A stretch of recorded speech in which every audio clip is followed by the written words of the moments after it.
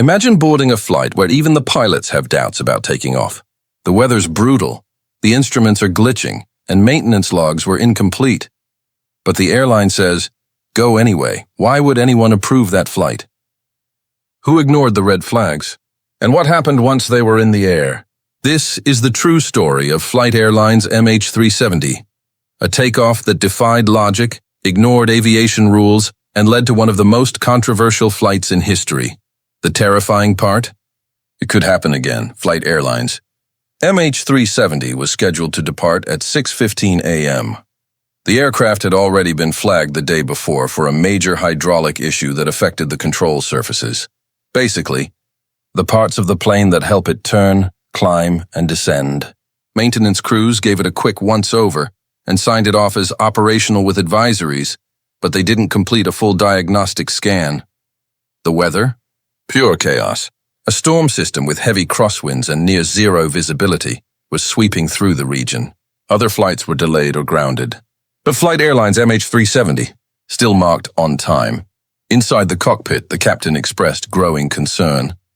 He contacted ground control and mentioned turbulence reports, requesting a delay to reassess the situation. But higher-ups from the airline were adamant. The delay will cost us millions. Get it in the air, now, it gets worse.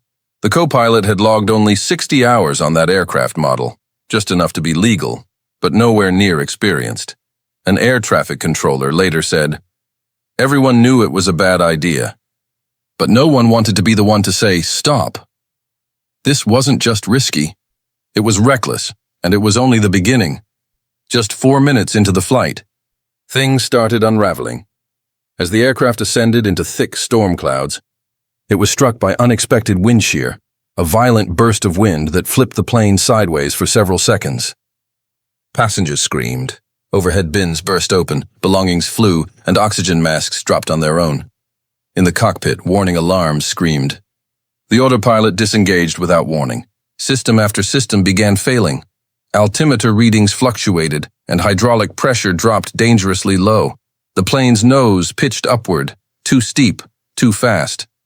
The co-pilot, startled and inexperienced, panicked and overcorrected. That caused the aircraft to stall, plummeting nearly 200 feet in seconds. The captain took full control. "I've got it!" he shouted.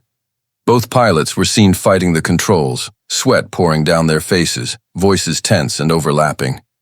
The flight data recorder captured the chaos. Altitude warnings, terrain alerts, stall alarms, all going off at once. In the cabin, people clutched each other, bracing for impact. Some prayed. Others texted their loved ones goodbye. Despite every warning that said this flight shouldn't take off, they were now in freefall, battling nature, technology, and poor decision-making 20,000 feet above ground.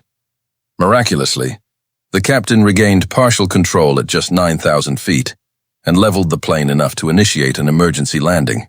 The runway was slick from rain, the tires skidded hard, and sparks flew from the underside. But they made it down. Fire trucks and ambulances swarmed the aircraft.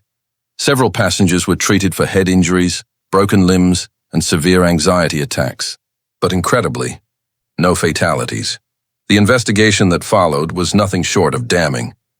Internal black box data revealed the plane should have never been cleared for takeoff. Maintenance logs were manipulated to hide the full extent of the hydraulic issues. Weather reports clearly marked unsafe for departure were dismissed as overly cautious, and worst of all, email leaks revealed top airline execs pressured staff to prioritize on time. Performance over safety. One internal memo read, "Delays are unacceptable. Unless it's on fire, it flies." The airline was fined $35 million. Multiple executives were fired. The captain, though hailed as a hero, resigned out of guilt. But the incident sparked a much larger conversation. Just how many other flights have left the ground under similar pressures? Flying is still one of the safest ways to travel, but it's only safe because of strict rules, detailed checklists, and people who speak up when something isn't right. Flight, Airline's MH370, was a close call. One that reminded the entire industry how fragile those safeguards can be when money takes priority over safety. Today, New regulations exist because of this incident. Mandatory redundancy checks, pilot experience minimums, and stricter enforcement of weather-related protocols. But those changes were written in the fear and pain of passengers who thought they'd die that day. These stories aren't just dramatic, they're wake-up calls. So, if you found this story as shocking as we did, hit the like button, subscribe, and share this video with someone who travels often. Because the more people who know what almost happened, the less likely it is to happen again.